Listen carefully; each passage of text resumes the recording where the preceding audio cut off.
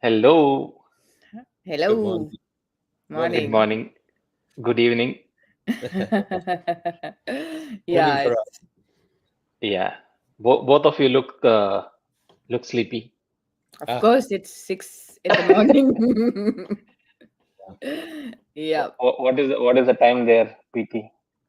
I'm in Vancouver, so I'm just down the road from Ah, Nisha. okay, same So time. we're Okay, both on It's the 6 a. Yep. Pacific time. Yeah. that's good. So today we have a very good photographer who started his photography like maybe before I was born. Very interesting person and a very good friend of us. Very good friend means we know each other for a long time. Our well-wisher, I would say. So let's welcome Glenn on the stage. Hi, Glenn. Hi, Hermes. Hi, Nisha. Hi, Dr. Hi, Glenn. Hudson. Hi, Glenn. Welcome to the Hi. show. Thank you very much for the opportunity. Thank you so much. It's our pleasure. And what time is it in Brisbane? It's 11 p.m. Brisbane time, so yes, it's Yeah. past bedtime, but I'm here. Okay. So sorry for this late. No, no, I can do this for wildlife anytime. Don't worry. Thank you so much. So a lot of people are waiting to hear from you your experience in the wild and how you started photography, how you started came into wildlife photography and all sort of things. And we'll have a lot of questions also to ask. So please let us know from your side. No worries. Shall I open up the presentation? Yes, yes.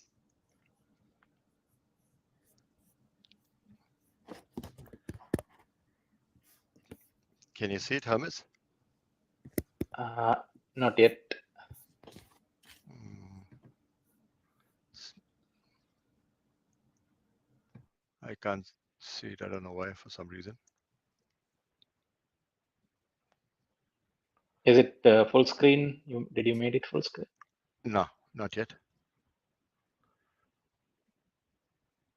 PowerPoint, right? Now, Yeah.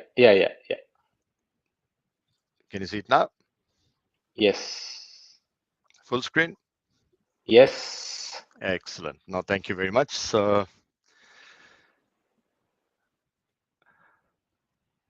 thanks Yeah. for the opportunity, and thank you very much, the three of you. We've known each other for a very, very long time, and thanks for the opportunity to present a few of my images and talk a little bit about my journey in specifically in Kenya, and more specific to Masai Mara and Amboseli.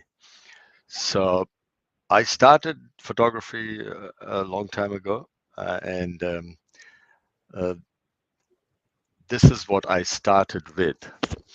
Oh. I don't think anybody will remember these. Not too many. Maybe Dr. Hudson might remember a few of these, but this is what I started with. So on the bottom right is the Kodak Hawkeye 620. That was my grandfather's camera, which was given to my dad, and then it came down to me. And the middle is the Rolleiflex that I used way back in my college, and the Agfa made in Germany on the left. And then finally, uh, when the first cameras came in, Agfa started building them in India. That was the one on the top. That's one I started with. So I've been doing photography for a long time, black and white film. I had my own dark room. Always spent time in the wild. I come from North Karnataka in India. Spent about 20 odd years in the Middle East, and now living in Australia. So I've traveled a bit, and I've done a lot of photography in India and other places as well. So starting off with this, the love for wildlife comes from my army background. So I'm an ex-Indian Army officer. So I've spent a lot of time in Mizoram and the Northeast and the North, the West. So being out in the jungles, you always have that inclination of finding wildlife, birds, and taking photographs. So that's where my background is. I now live in Brisbane, and that's my box today. That's what I carry in my bag. Or it's part of what I carry in my bag today. I've used other brands as well before, but today is what I'm using. Uh, currently. My go-to is the A1 and the 600mm f4. I think one of the finest lenses for birding. And of course, I use an array of other lenses, including the 1635.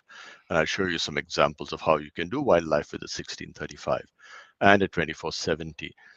I also have the 100-400 and the 70-200. And of course, I use a tripod and a gimbal where I have the opportunity specifically for, subjects that are a bit still and I need them in a low light situation. So I use the Leo photo equipment, which is really fantastic. So that's what's in my box today. And I've got lots more as well, but I can only show you this on the screen. Right. So welcome to Mara. For anyone visiting the Masai Mara, the savannas, my first recommendation is invest and do a hot air balloon ride. This is one of the most exciting and exhilarating experiences over the savannas, and you really get to see how beautiful it all looks. And the smooth sailing over the savannas, looking down at giraffes and elephants, and over the Mara rivers is an experience on its own. That's another shot of the elephants from the balloon. And like I said, this was on my last trip. Really beautiful after the rains, and that's how Mara looks. That's over the Masai Mara River, and that's many hippos. So these are the kinds of shots you can get from the balloon. And of course, I've got lots more that time may not permit for me to show you today.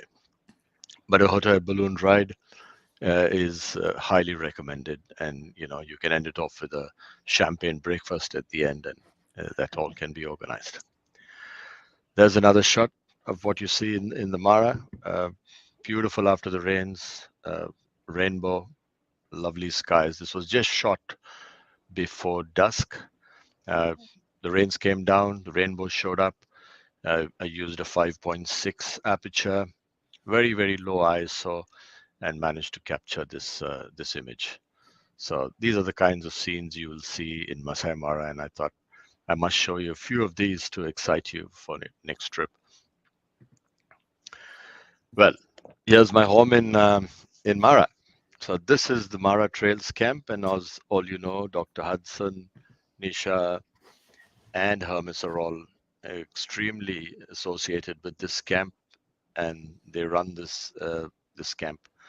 I'm very happy to note that I was the first guest, along with my dear friend Venki from Dubai. We were the first two guests, and we inaugurated this camp when he opened it after COVID. And I've been there many more times after that. I also had the opportunity to plant a couple of trees when I was there, and I hope they're doing well, Hermes. Yes, the first tree you planted, it's still growing. Well done. Thank you very much. So this is Mara Trails Camp, a little bit of introduction, a very well appointed, very comfortable camp, a wonderful staff, extremely good drivers and guides. And I've stayed in many camps and resorts in the Mara over the last 20, 30 years. But if I ever go back, it'll be to Mara Trails Camp, just because the way they guide you, take you around, show you things, and the way they look after you like a family. So I know every staff member by name, and I think they know and remember me as well very fondly. So this is Mara Trails Camp. That's me in my uniform. Now, what I do best, and that's the staff on the right, Mara Trails Camp in Masai Mara, right in the middle of the bush. Here are a couple of portraits, and while being a wildlife photographer, you should never label yourself as to one genre of photography. It's about what you see, what you feel, and what emotions you can pick up from outside there and copy it and put it in your camera and your mind and your heart. And these are two very senior elders around the camp that I managed to photograph. And you can see the age, the experience, and the wrinkles and the brows of these wonderful Maasai people. Now let's get to the story. And, I've been going to Mara since probably 1992, 93, and pretty much, I don't want to count how many times, but I've been there several times. and every time you go, you see something different, and it's so exciting that the same line doesn't look the same when you shoot it at a different angle, different time of the day, the light, the rain, the shade, the shadows. So I'll take you through the big five, and I'll also introduce you to majority of the mammals that you would wish to see or would want to see in the Masai Mara. And with due respect to the three of you, I'll also show a couple of images from Amboseli and Old Pajeta, because these are really some good ones that I wanted to share. And by the way, those trips were also arranged by Mara Trails, so I want to share those as well. So there you go, King of the Jungle. No better looking animal in the wild, and yeah, True. Hermes will remember this shot.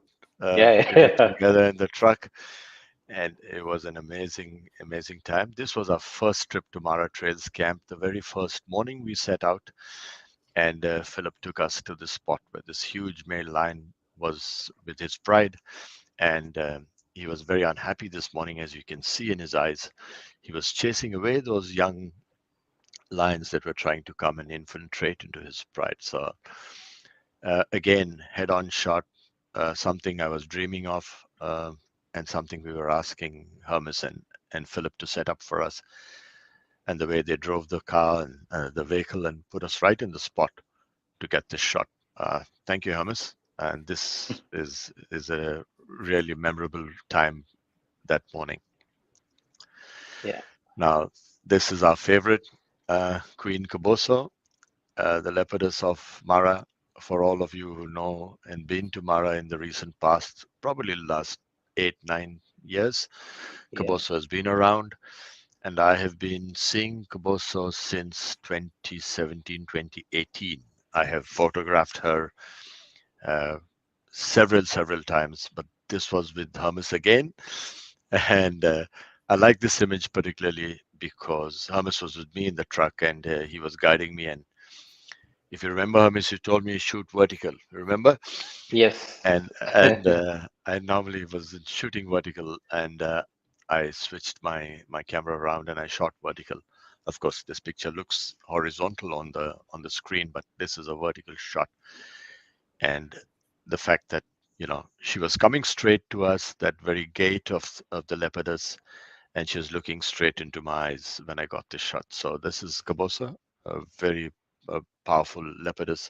Unfortunately, she's been missing since last year. So the last time I visited Mara in 2023, she was missing. So we don't know what's happened to Yeah. her. Now, this is an image I must share with all of you because this is not in the Mara. This is in Amboseli, and this monstrous bull elephant is Craig. He's about 53 years old. Each of his tusks are about 50 odd kilos each. He's one of the largest 20 living elephants in the world today. And I cannot tell you what an exciting moment this was. Hermes was with me, and Hermes was the one who arranged this. I had my friends from Australia, uh, Gurbir, Nimrat, Shalini, Sudhir, Milind, Monica, and my wife, Nilu. We all went as a group to Amboseli and to Mara, and this was one of the finest moments to spend time with Craig. Long live him, and I hope he stays for a long time. Very beautiful animal, and we had a great time photographing Craig. Now, this is one of the big fives as well, Cape Water Buffalo. This was shot in the Mara, very much close to the camp, and a huge animal, one of the very most dangerous animals in Mara. And now you can see an oxpecker, red-billed oxpecker sitting on top of his crown, and they travel with these animals, regularly removing and taking out insects from their eyes and their nose and the ears, and looking after the health of these big animals. So that's the water buffalo. This shot, like I said, you don't have to have a zoom lens or a telephoto lens always for a wildlife shot. This was shot with a 1635 ground level, and this shot was about 20-30 meters from my tent, and I shot this in Old Pajeta, and this is a female with a cub. And these rhinos, this is a black rhino, and this is endemic to Olpajeta, and this is in the conservancy. Uh, like I said, you can always shoot wildlife, bring the whole scene alive with a wide angle lens if you're in the right spot at the right time. Again, Olpajeta at a waterhole, we had to wait for a long time, probably half a day, till they both decided to come close and have a drink of water. And I just chose this frame because I was waiting for them to interact with each other, and then I grabbed this frame. And as you can see, I've shot it at a very low ISO. The light was beautiful, a very even light across. I shot this with a 70-200 2.8 Mark II, and as you can see, the whole background gets blurred with that lens, and the clarity and was absolutely fantastic. I shot this at probably f8 because I wanted to get the texture of the animal and the foreground where they are standing. So that's the technical background for this shot. Again, one of the big fives. Now, this was shot with the 600, so please do not be alarmed. I was not that close to the animal. I was at a distance, but as you can see, a very huge male. Again, a black rhino. In Olpajeta was not very happy that we were getting too close to it, so it charged our vehicle. And as you can see, and one of the things I like to tell photographers and my friends is get something where you can see the emotion, you can see the action of an animal, and you can see its left foot rising, so it's in motion, and you can see it's looking directly at you. It's coming with intention, and we got out in time, so we're all safe to tell the story. But that's a beautiful big black rhino in Olpajeta, two-horn rhino. Again, that's the end of the big five, but these fellows are also awesome. They're very, very big. You know where this is shot, Hermes? Just outside our camp Yes, on yes. the culvert. So this is probably shot 50 meters or 100 meters outside Mara Trails camp. There's a small culvert and a stream going by, and we've got some resident hippos out there. And yeah, I just sat there, parked myself for some time, waited for the right moment, and that's where you capture the pictures. And as you can see in this image, I had to go low down low, and the vehicles of Mara Trails were so built that the doors can be opened and you're on the flat floor of the car. So you're absolutely, in line with the eye level, and that's how this shot came about. Yes. Now that's a lioness on the left, and she was very, very hungry in the afternoon. As you can see, fading light, the golden light at the back. It was just about getting dark, and she was on the hunt.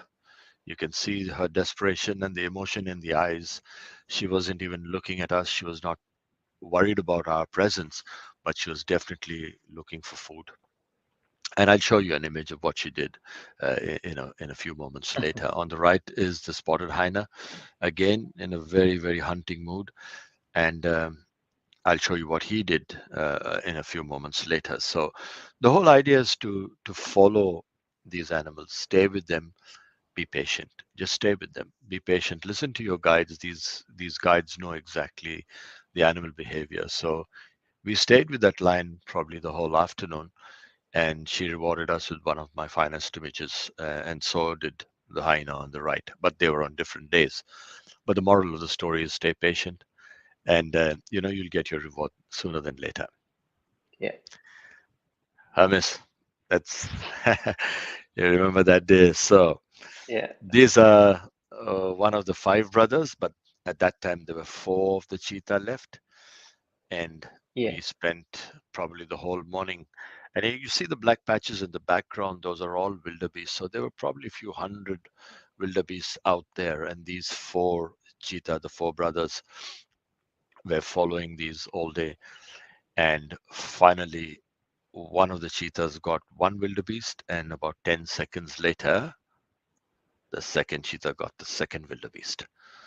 So staying out there in the wild, staying focused. Very hard to follow the animal because it's so fast. It goes about 70 k's an hour when it's doing its burst.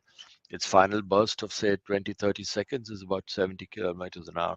So it's very hard to use a 600 f4 and follow the animal. But yeah, I've been fortunate enough to track, follow the animal, and I got both the kills, one after the other, in the wild. Again, Hermes was with me. This was on our first trip to Mara Trails Camp. We inaugurated our first day with these shots. Yeah. And that's the lioness I was talking about a minute ago. She was the one who was prowling on the left, and we followed her all afternoon till it came right up to dusk. And that grass was about 4 feet tall. You can see the grass is as high as the zebra. But we were fortunate that, I was placed at the right moment. We followed the animal, listened to the guide, got set up. And I shot this with a 7200 because I was pretty close to the animals. And I must have used about 2,500 shutter speed with a very, very low ISO. But I managed to get it absolutely clear. And I've got the whole series of it, mounting the zebra and bringing the zebra down. But unfortunately, because the grass is so high, the shots when it brings the zebra down are really not visible. But I got the whole series of the lion. But again, patience, waiting game, and watching and taking the right shot at the right time. Yeah. Now, this leopardess is Olikara. Olikara means princess in Swahili. This is a very interesting story, and I was so fortunate to have my two kids, their partners, and my wife. We were in 3 vehicles in Mara Trails Camp in July last year, and we witnessed this leopard. So we were far away from this leopard, and then I got a call, and I was told there's a leopard sitting out there in the bush. So we went there and we spent about 4 hours looking at this leopard, and she was not doing anything. And I nearly gave up. It was close to dusk, as you can see in this image. But Philip said, hang on, let's wait for a little while more. And the chase started. And I managed to get the entire series. There were 4 or 5 banded mongoose, which you can see on the right of your screen. Yeah. And finally, this leopardess did get the banded mongoose, and I've got another shot, which I'll show you in a moment. Now, these are the band of brothers, portrait images, again shot with a very long lens, 600, but they were far away. But you can make good or great portrait shots, from a distance with the right equipment and the right moments. So these are just images as to how they're scanning the savannas and waiting for a kill. On the left is a young cub going up the tree, learning to climb. A very, very young cub. It's very small. And on the right is Lor Gol Gol. Is he still alive, Hermes? Till last, Yes. yep. So we met him in November last year. Yeah. We saw him in November last year. But this shot was, I think, the year before. So he was at that time one of the largest male leopards in Masai Mara. Very, very tough. You can see his neck is absolutely thick as a tree trunk. So very powerful leopard. And I've got a shot of him going up the tree as well. Again, I like my portraiture, love my portraiture of wild animals because I believe that you can speak to these animals and understand when you get a shot like this. The one on the left is yawning, restless. You can see the flies. And the one on the right was so close to me. I shot that with a 1635, believe it or not, hanging out of the truck. So but I was in a safe place. But that was a 1635. It came so close to me. You can see the wetness, the dampness on the nose, and you can pretty much count every single whisker on the animal. A very, very beautiful leopard. And this is a portrait shot that I love. And I love to take these shots because they really tell you a story. On the left is the silverback jackal. Again, sunset shot. You can see the right of the image is dark. I did not over process it. I did not want to open up the shadows because it needs to give you the right picture. So the sun is coming down from the left. It was at dusk. He was waiting to try and catch something, desperate, as you can see the emotion, hungry, end of the day. And I managed to get that shot while he was looking at me. And on the right is the very, very shy serval cat. You'd be lucky to see them because they are very elusive. But we were lucky. We got quite a few shots of this beautiful cat. So that's the serval on the right, again looking straight into me, and that's a nice portrait as well. That's another beautiful leopard on the tree at dusk. Spent a lot of time with this leopardess, and I've got lots of shots of it with the golden light. Just wanted to share this particular one with you. And on the right, you've got a water buck. So that's another species of buck we have in Kenya, and that's a water buck in Masai Mara. Yes, so that's Moana on the left, which is Spider-Man.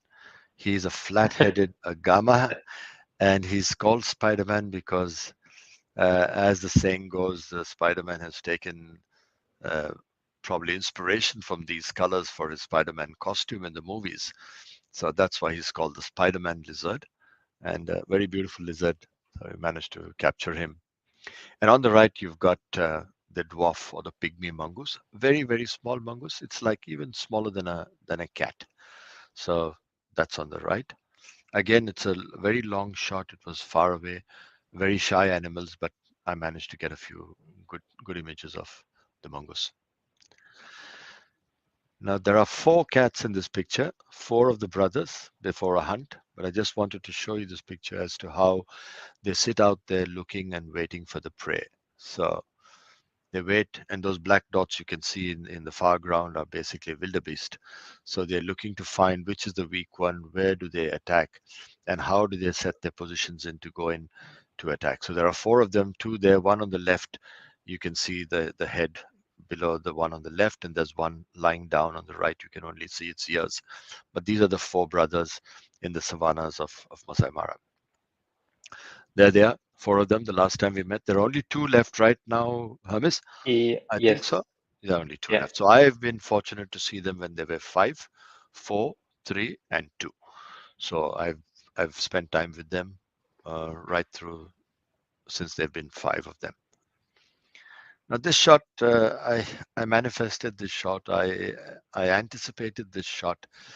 The elephant is far away from behind the cheetah, so don't even think that they're close. But I saw the elephant in the background, and I saw this cheetah moving around on this grass mound in the front. And then I told Philip, I said, Philip, can you drive up and set me up in a position? And then the elephant started moving in the far background. And I waited till I got that right position, and I fired off a few shots just to get that picture of. And this tells a story of cohabitation and how animals can live together in the bush. So that was a nice shot. But again, patience, planning, and execution. That's very, very important. Patience, planning, and execution. These are the 2 brothers, big brothers. They're still around. And yeah, they are, I think, currently now around the camp, very, very close to the camp. And Yeah. they've got a huge pride. And we've seen them in action. So this was just a loving gesture of both of them touching their heads together. They've been hunting all day, but a very excellent, example of brotherhood. So 2 big male lions. Now, this was on our last trip. It's very unusual to see a cheetah with 4 cubs because generally they have 2, 3, and the story goes that only 1 in 3 cubs survive because they die due to, malnutrition, or they die due to predators. So there's a big conservation camp happening in Mara, the cheetah conservation, and they're looking after these animals and tagging them and hoping they survive and making sure that people stay far away from them.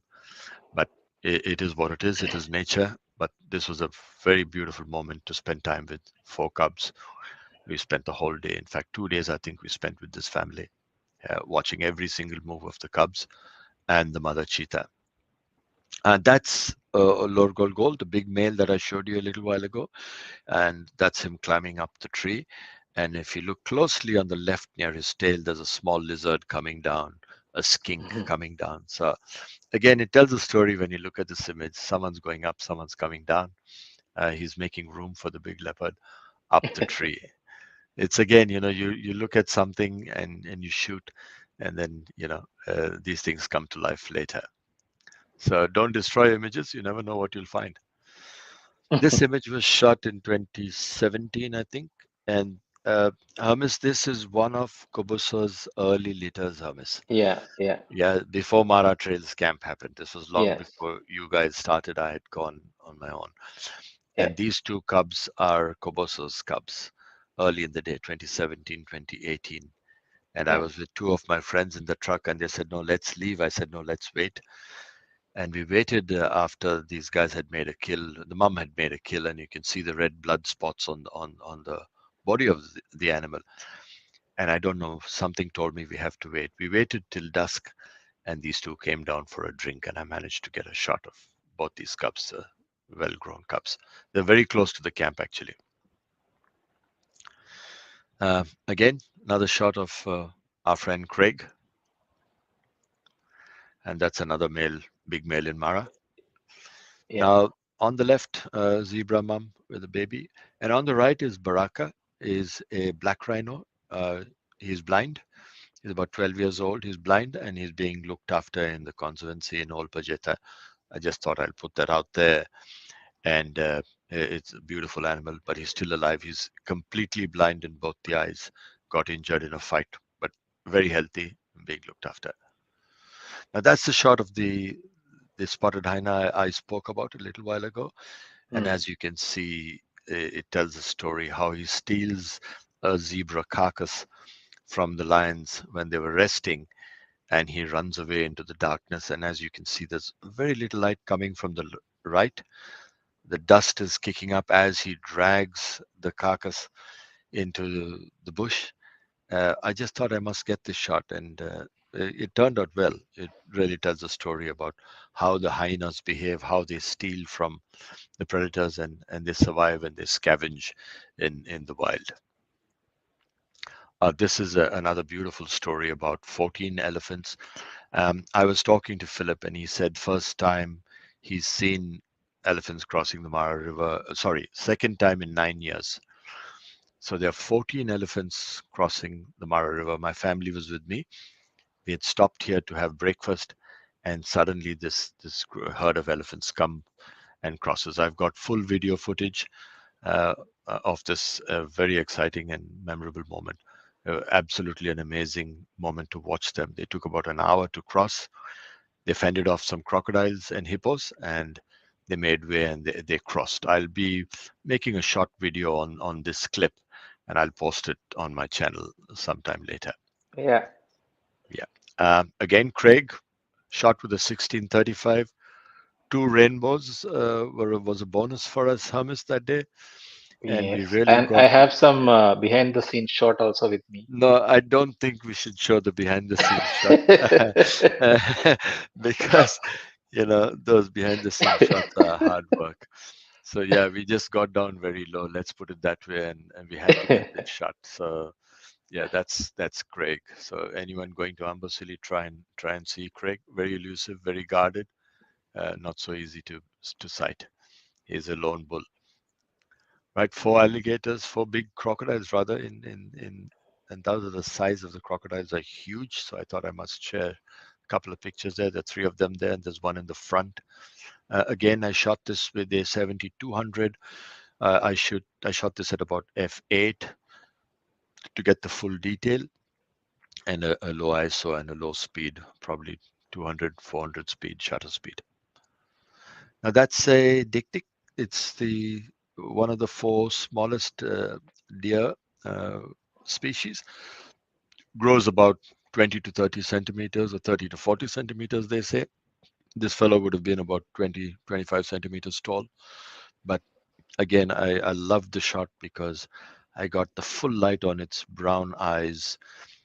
You can see the pattern of its ears so clearly in terms of the design of the hair in each of its ears. And then the left side of the animal is dark, so the black eye versus the brown eye. And he's looking straight into me and asking, what are you doing here in my space?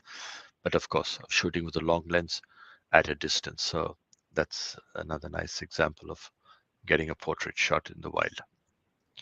Again, here on the left, top antelope, and on the right, a male baboon. A little bit of technicality on the male baboon on the right and on the left as well, both the images. Very difficult to shoot an image when you have a foreground, the depth of field to the eyes from the tip of the nose. So it becomes a bit difficult. So you've really got to go to f11 so that you get most of it in focus. And as you can see with the antelope as well, the back is slightly blurred, but then you've got the eye and the horns in focus. And same here, but because of the given light on the baboon, I couldn't go lower than that, but I still managed to give it a nice, smooth front, not too blurry, but got the eyes in sharp. So anyone trying to shoot something like this, which is off the plane, you got to think of bringing your stop down. There you go, the jeans boys, topies out in the wild. And these are a couple of babies, one of the cheetah cubs on the right and a lion cub on the left. And these are our 4 little cubs. Like I said, we spent a lot of time with. Just wanted to show you how they live, where they are. They sit on the mound because they want to check out and see and look for danger or for a prey. That's what they do. Again, animal behavior. You got to watch, you got to look, you got to wait. And as you can see, this elephant came down for a drink with a baby elephant in the back. You can see it. And then unfortunately or fortunately, he encountered the crocodile, and see the way she protects her baby, and she took the crocodile on, and the crocodile had to back off. But these are the things you see when you wait. Otherwise, you could drive past and not realize. But again, an amazing example of how they both communicated with each other. They marked their space, and the croc knew that it has to back off. Otherwise, he would have got the little baby elephant if the mom had not intervened in time. This is our big leopard, and in his left eye, I can magnify and see myself in the screen. Of course, I shot this with a long lens, but I liked this portrait because he was hiding in the grass. We could not see him. Actually, I could not even see the bottom of his face. His right ear was completely blurred, and I managed to get the sunlight on his right eye and forehead, and I got that shot. So, yep. Again, this is a a white rhino, and they are not white. So just for those who get confused between black rhinos and white rhinos, this is called a white rhino because it has a wide mouth, W-I-D-E. So over many, many years, the word wide became white, and they started calling them white rhinos. So this is a southern white rhino, not a northern white. There are only, I think, 2 left in the wild. All the males have passed away, but this one is in old Pejeta. And why I'm showing this is you don't have to have full light on a subject when you shoot. This is completely backlit. As you can see, the sun is setting behind. And all you need to do is take out the shadows in post-processing. And if you've got the image sharp, you're successful in the shot. So that's another shot of close-up of the crocodiles. That's a pool of hippos. Again, getting very low down and waiting for the moment and capturing it at the right moment. Kilimanjaro, and that's a herd of elephants at the bottom of Kilimanjaro. This one is a 10-hour wait, a little more than 10 hours. Yeah. Comrade Schneider, Glenn, Venki, Milind, and me, and Hermes. We waited from, I think, dawn to dusk. Yeah. Till Early morning for sunrise, we found her. yes, we found her at sunrise, and finally, I think at 4:30 or something, she decided to come down, and then she went back up, and that was a shot when she went back up. So a wonderful wait. I think one of my longest waits for wildlife, but very successful. Very successful shot. Whenever I go with a group or do a workshop, and when we are waiting for something and people ask me, "Can we go?" That's when I tell the same The story that story, happened. yeah, Yeah. yeah, 10 hours, and Then they will say, "Yeah, let's wait." no, it's amazing. I don't know how we managed it, but we managed to wait more than 10 hours We just did for not this. had lunch also. Yeah, absolutely. It was really wonderful. But look at that scenery, look at that shot. I mean, where do you get a shot like that? If you don't wait, and there was not one car, as you can see, everybody left. There were Yeah. 50 cars around this tree. Everybody left, and it was just us. Yeah. Well, this story behind this shot, this was shot in 1992.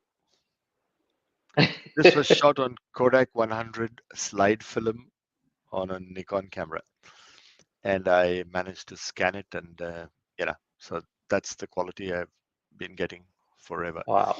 So that's shot on a slide film. I still have the slide.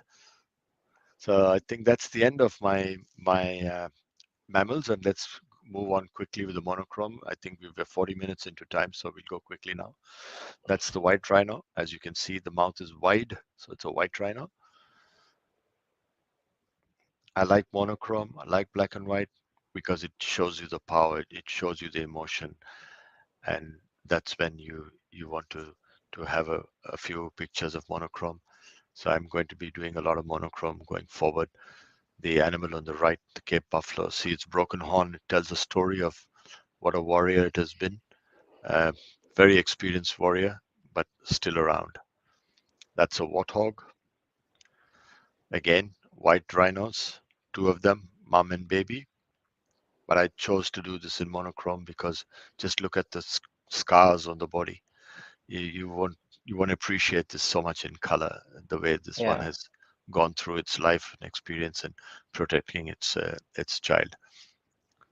This was a young bull that charged us, but we got out in time. So there's another story to this, but yeah, we were far away. We were safe, but we did get out in time. I'd like Oh, to stop for a moment. This is a picture. If you're watching this on big screen, it's like it, yeah. Hermes. Yeah. Very nice. And it was actually going uphill. It was going uphill, so I've not tilted the picture. So please don't think I've tilted the picture for effect. This is the actual. This is the level of the ground. So we were down on the hill, and he was going up the hill. But I got him with his left foot forward, back rear left foot forward. You can see the intent of the animal. He was Yeah. moving. So for young photographers budding, look at that action. Look at what it's going to do next is very important. So I thought I must share this image with you all. Have you managed to get this, Hermes? Last time, again, an experimentation of slow shutter speed. And we did this on our last trip. And unfortunately, she wasn't facing me. I tried to get her to face me, but she did not cooperate. So I've got a side-on shot. But as you can see, this was shot at 6/40th of a second, f5.6, and an ISO of about 800. It was at the end of the day, but I managed to get the whiskers absolutely sharp and the water. So it was raining very heavily and it was shaking off the water. So I thought I must share this image as well. So when you're out in the wild, practice, do things when you have time. So we were experimenting and we got some good shots.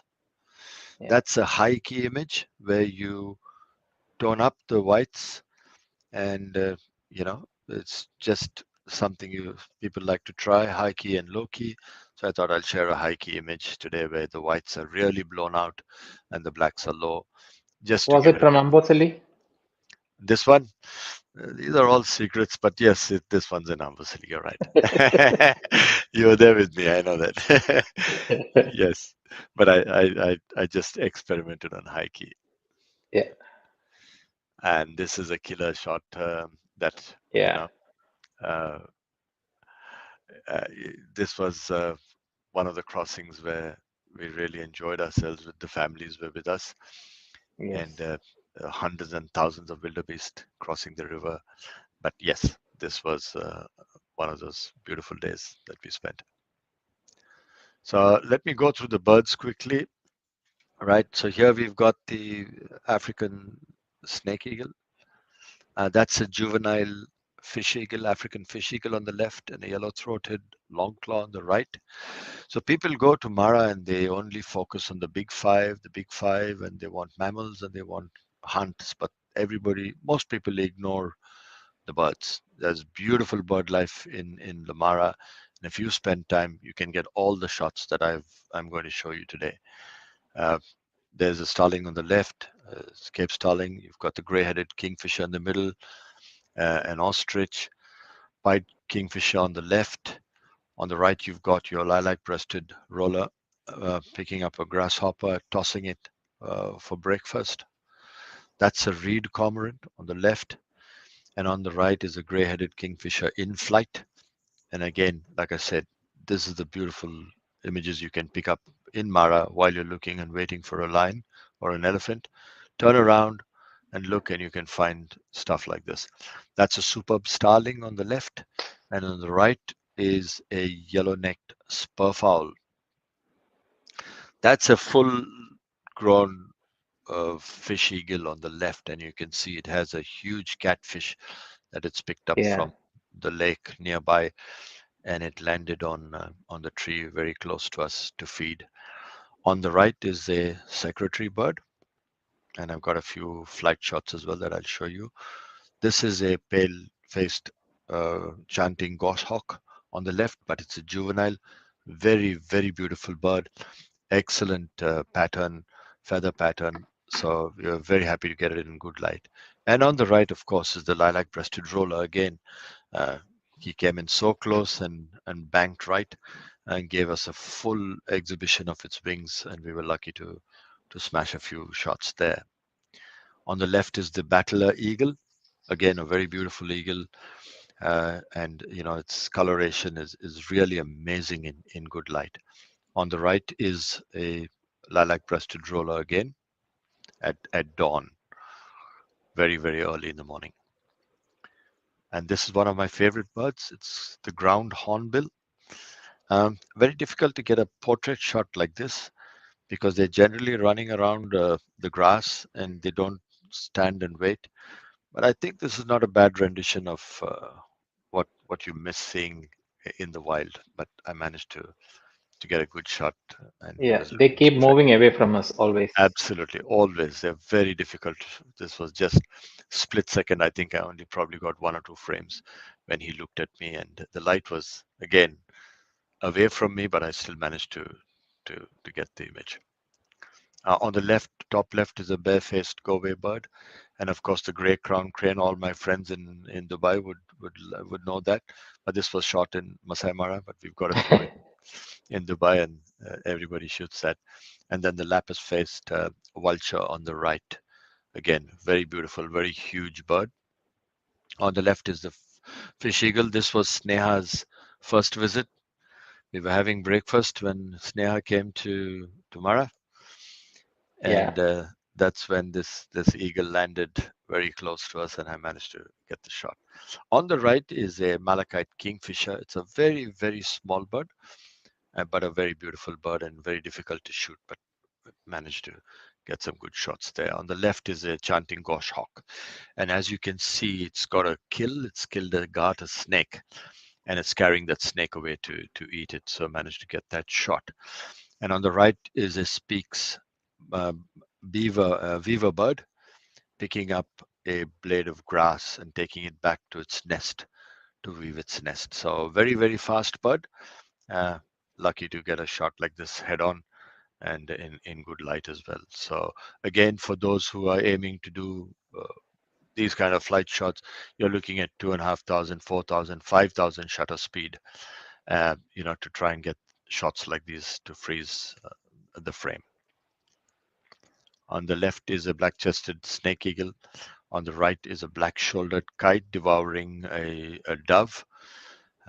Very beautiful bird with a red eye. I'll keep going quickly because we are already 50 minutes in. And that's a black-shouldered juvenile kite on the left. And on the right is a martial eagle in flight. So, like I said, if you look around, you've got some beautiful birds in Masai Mara. And in fact, I have not even processed many, many, many more that I have just due to time and things like that. Yellow-billed stork on the left, and on the right is a vulture. I think it's a Ruppel's vulture. Very huge bird. Left is guinea fowls, helmeted guinea fowls. Of course, my friend Venki got some superb shots backlit of the guinea fowls. Mine Yeah. are not as good, but I thought I'd just share a guinea fowl so my friends know what this bird is. And on the right is the Kori bustard. Again, lovely bird, runs away all the time. Very hard to get a good shot, but we managed to get him in good light. And the last trip we did it was very green, so the bouquet was absolutely fantastic. On the left is the lesser adjutant stork, and on the right is the African fish eagle picking up a fish and flying away. Left is a lesser flamingo, pink flamingo, and on the right is a spoonbill, African spoonbill. Now this one is just like the yellow-necked spurfowl, but this is called the red-necked spurfowl, obviously because it's red.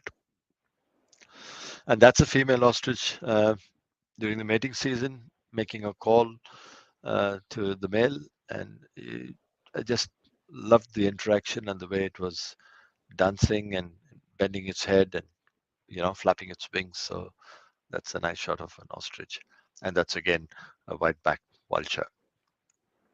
That's the secretary bird, which I showed you a while ago in flight. Golden hour, and this is my last segment, so I'll take a couple of minutes and then we can have some questions. Again, some wonderful moments spent with Venki and with Hermes. All of these are manifested. All of these are prayed for. We actually pray in the morning and set out and say, Philip, Hermes, take us to a spot.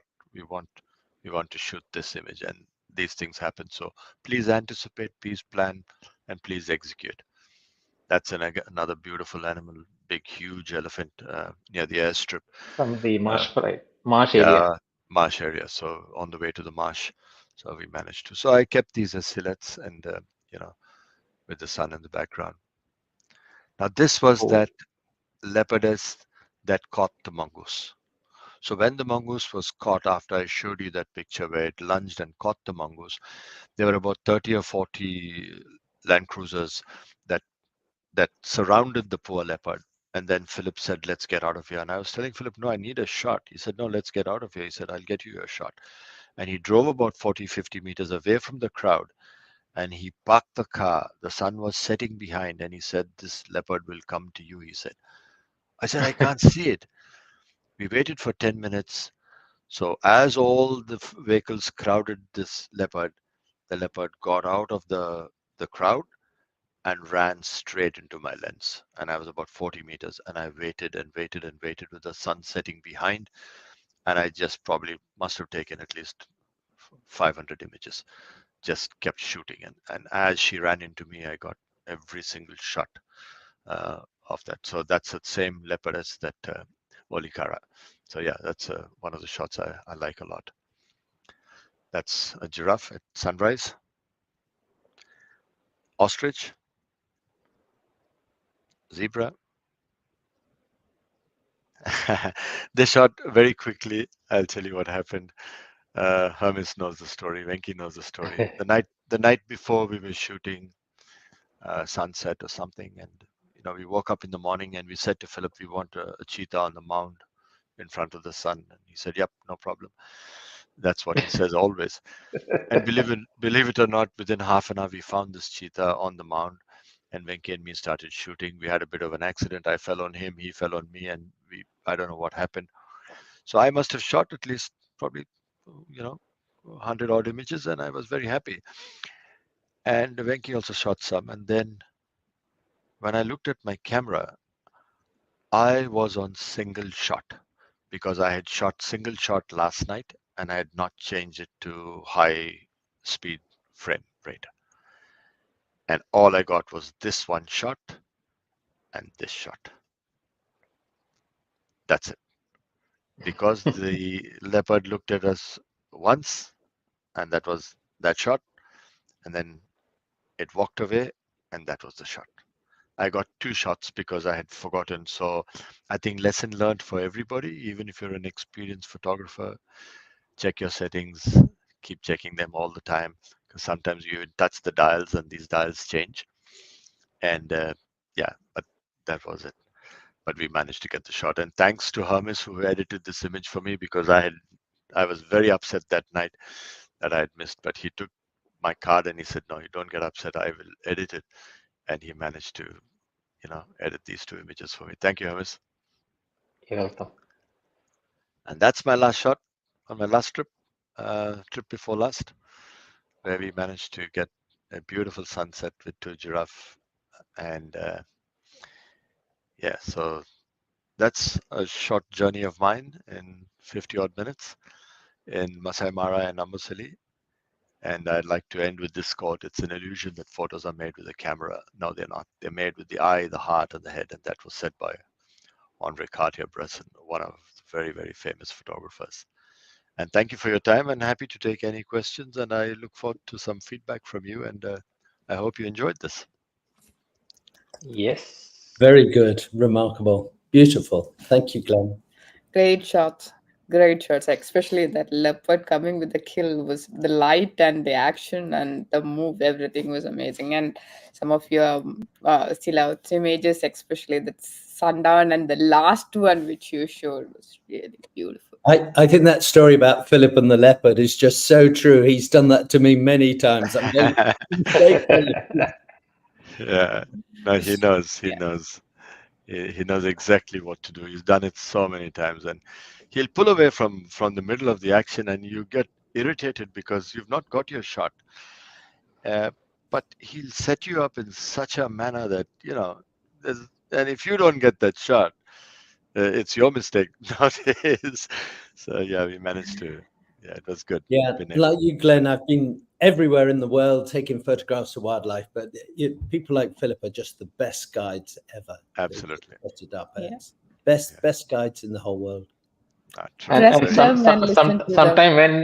sometime when he doesn't hear the shutter sound, he will start shouting, click, click, click, click. Yeah.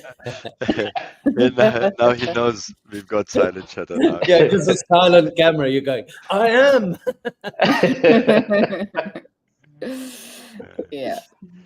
Any questions for me or any comments? Anything that we have a lot of comments. Too many comments. Too many comments. We have a lot of people online today, especially our dear Venki. Oh, thank you, Venki. He's Yeah. traveling in the US. I'm Yeah, I know. surprised he got time to watch. Thank you, Venki. Thank you, Venki. Venki was remembering all the moments that you shared. The moment you show a photo, he will tell Nashify and Cubs, Yes. Imani. Thanks to Venki. The last 6 years I've been traveling with Venki. So absolutely, and we're planning more trips together. God willing, we'll do it together. So Venki is my travel buddy and my inspiration and everything else. When I'm sleepy, Venki wakes me up.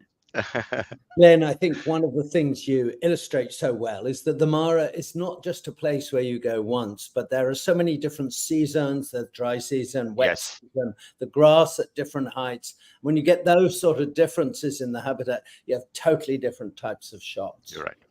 Yeah. Absolutely. The last Anything, one, from macro to big birds and everything is there. Everything, yeah, true. We did some macro as well. Unfortunately, not enough time to share.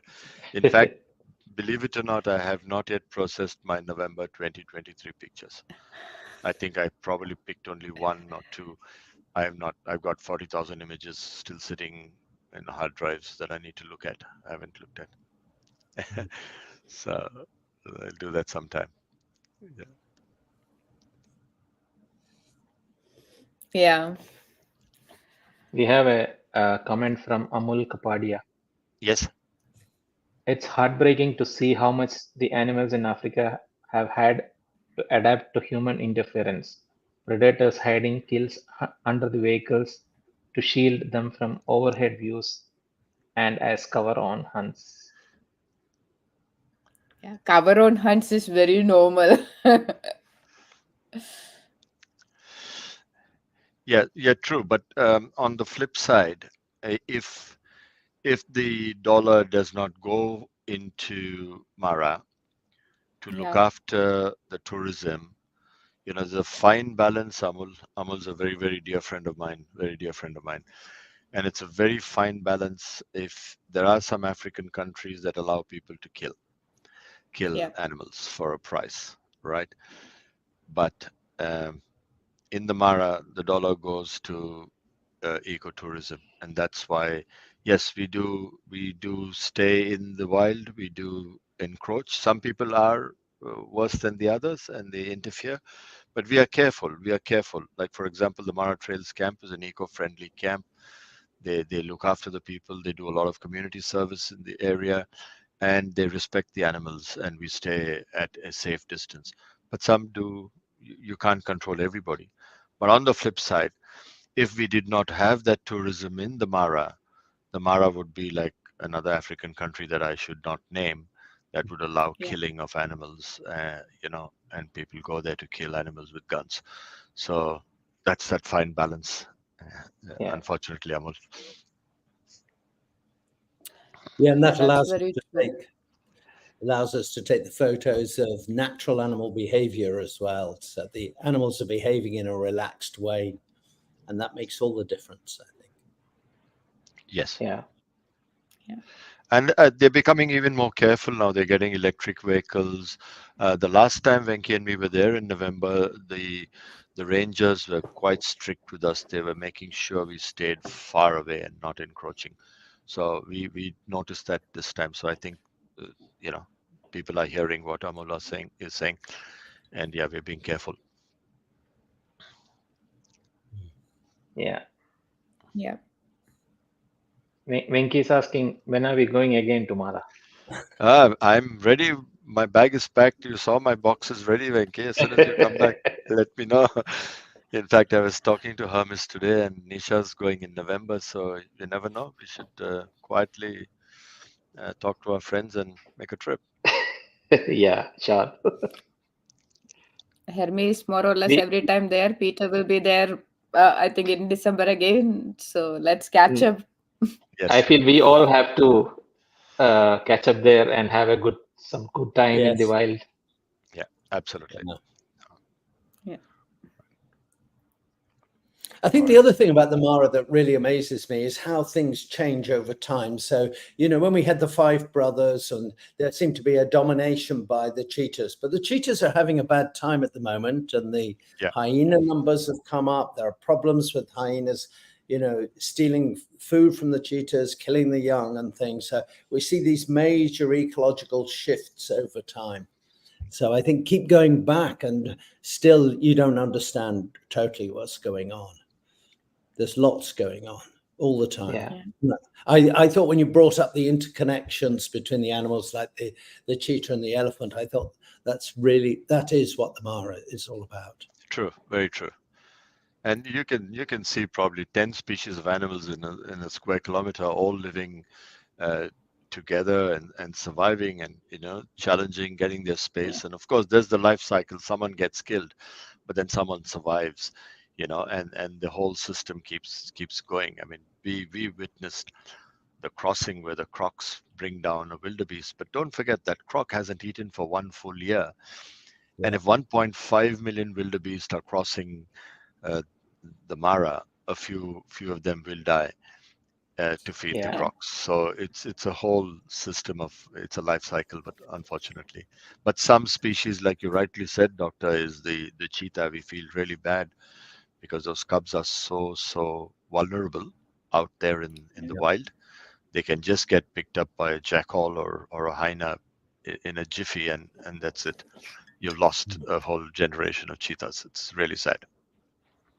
Yeah. The other interesting thing about cheetahs is there are some mothers who are just amazing and they bring out their young every year. Other mothers just keep failing year after year. So it seems as like, particularly with cheetahs, but with many of the animals, there are some individuals who are like the super mums. Yes. You remember Hermi Malaika? Oh, yes, of course. Yeah. Yeah. Yeah. She was amazing. One of brave cheetah. I still don't want to believe that she is no more. It's circle, but it's hard. Are there any technical questions or situational questions on the chat, Hermes, that I need to? Not yet. We don't have any technical questions. We have a lot of comments, but okay. Thank you. So I'm going to ask it is always there. Yeah. Doc is going to put me on the spot now. No, this is a very easy question in many respects. But when you're going out at the beginning of the day and you don't know what you're going to see, what is your go-to lens and setup that you actually have just ready to see whatever happens? And you don't know if you're going to see, lions fighting or you're going to see birds fly. How do you have your initial setup? Yeah. So first things first, I'll have my 600 ready. At dawn, I'll have it in auto ISO because I won't have time to play with the ISO, right? I'll keep it at around 1000 speed just to be careful because I won't need more than that to start with because the light is very low. And I've got a beanbag on the car, so I might even drop the speed a little bit, but I will go with auto ISO first thing in the morning, right? That's with my 600 and I'll go with f4 aperture. I'll be ready with that.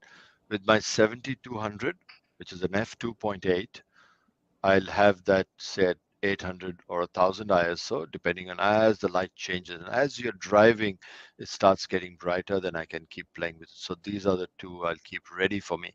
And the 70-200 is because the animals can come very, very close.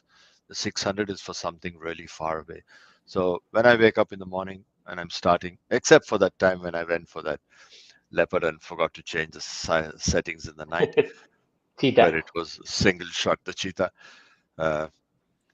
Yes, I nearly broke my lens that day. Hermes will know. I was very upset. You don't know how happy that made me, knowing that you make some fundamental mistakes like that. And I go, well, I think I'm making that. So Glenn, you've done us a good service there. No, thank you. No, it's very important. You can check so many times. It's very important to keep looking. So, but one thing I do, and this is for those who are starting out a new doc, what I'd like to do is I first shoot. All right, I'll shoot. I want to get the images. I want to get the record images. Like for example, birds. For example, I'll shoot. I'll just shoot and get some images in my camera. And once I've shot those images, then I'll start planning everything else. All right, I want the two giraffes kissing in front of the sun. I want it turning left. I want it turning right. I'll do all of that once I've got some record images. And that's what I normally do. And then I'll slowly build up. But like Venki tells me, he said manifest. He'll wake up in the morning. He'll go to bed in the night saying, I'm going to see a cheetah on the mount. And it happens. I swear to God, it happens. We just keep doing that all the time, and you're ready for that. So what you're basically doing is you're psyching yourself to be ready for a shot. You're always ready for that shot because you're saying, I want that shot. So mentally you're prepared. It's like an artist. You're going to draw something, so it's in your mind. So we've always, both of us, when we set out with an aim to get a particular shot, and we keep talking to each other non-stop about that shot and what settings we'll do, and the shot comes right in front of you. Sometimes we miss it, and That's most 9 out of 10. We normally get it. Let's put So, it you that know, Glenn, I think Philip is listening to you, and he goes, Oh, good. Philip, thank you, my Philip brother. and nature is listening to us. Oh, very good. Very good. Excellent. And So we have a comment from Mr. Larry. Larry. Yeah, I like to keep the sound on so I know if the camera is in burst or single. Yep. Yeah, that's true. Yeah, that's fine. You know, we used to do that when we had all of that stuff. But now it irritates me. You know, you don't need it because it irritates the person next to you if you're two people shooting together and he's going at a full pelt, 50 frames, 20 frames, 30 frames a second. You start getting a bit irritated because you've got so used to the silence now. But in a mirrorless camera, you can see the flicker. You don't see the shutter closing, but you see a flicker and you know you're shooting. So I absolutely know I'm comfortable because then I can focus patiently, no talking in the car, just focus on the shot. yeah. So yeah, but Larry, go ahead, do what suits you best. You're the artist. It's your shot, your Yeah. camera. Yeah, I Yeah. think those are the comments and questions we have today. No, thank you very much. Yeah, Thank it's you, Glenn. already 12 o'clock, I think, your Yes. time. Yeah, no, thanks. So Past we bedtime. want you to go and sleep. Yeah, no worries. I'm fine. I'm fine. And thank you very much, Thank first you of all. so much, dear Glenn. No, Yes. thank you, Thank Hamis. you. Thank you. Very Thanks, nice. Nisha. Thank you, And Dr. Hudson. I hope to see you all soon. Yep. And sure, I sure. wish you and Mara Trails Camp the very best. And God willing, we'll see each other soon again and say hi to Philip and the boys and the girls Yes. in Sure, California. definitely. Yeah, Yeah, sure. thanks a Thank you. lot. Look after Okay, yourself. bye. Bye, guys, Yeah, and thanks bye, for the bye, opportunity. bye. Thank you Bye-bye. very much. Yeah. Bye. That was Ah, amazing, that as was good. always. Very enjoyable. Yes. Makes me Yeah. quite homesick, eh? And wouldn't it be lovely just to have Glenn and a whole series of friends there where we're all just Yes. photographing all day and Yeah. telling each other that we got our cameras wrong in the evening? Yeah. We will definitely plan such a trip in like maybe in next few months we'll try to plan such a trip. Yeah. Yeah. Yeah. And you are presenting next, Hermi, with some of your Yes. magical moments, specifically Yes. your key image. Yeah. Yes. Yeah. I will maybe next to next week we will have another webinar. I will try to do it myself. Of course you will. Of course you will. And we would definitely love to hear the behind the scenes stories of your image. And let's restart this in full Yeah. swing. Yep. Absolutely. Shaista is saying maybe you should record it on site one day. I think she's talking about that trip. Oh, sure. And then we're Yeah. having you, Nisha. Yeah, I'm not doing much shooting, so yeah. I think you have a lot of images. Yeah, we had some trip and we'll talk about it. And for now, let's say, We'll say bye. See yeah, you see soon. you. See you. Take care, everyone. Bye for now.